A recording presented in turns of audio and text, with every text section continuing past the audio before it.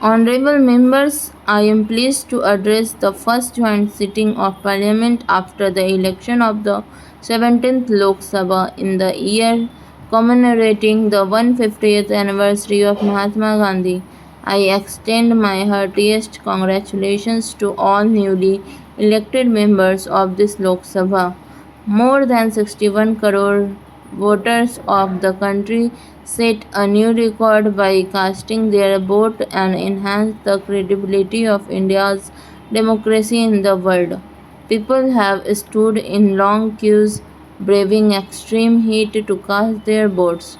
This time, as compared to previous election, more women have cast their votes and their participation has been almost equal to men. Crores of youth have voted for the first time and played an important role in the success of this election.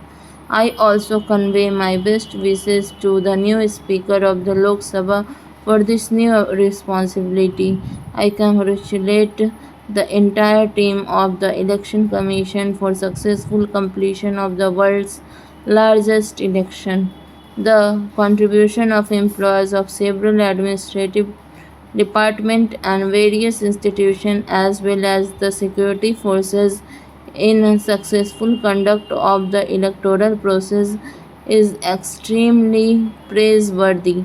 Nearly half of the MPs in this Lok Sabha have been elected for the first time.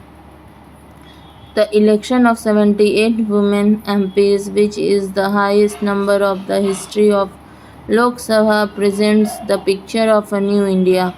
It is a matter of joy that the reflection of India's diversity is visible in this joint sitting. People of every age, hailing from villages and cities, belonging to every profession as members of both the houses. Many members are associated with social service.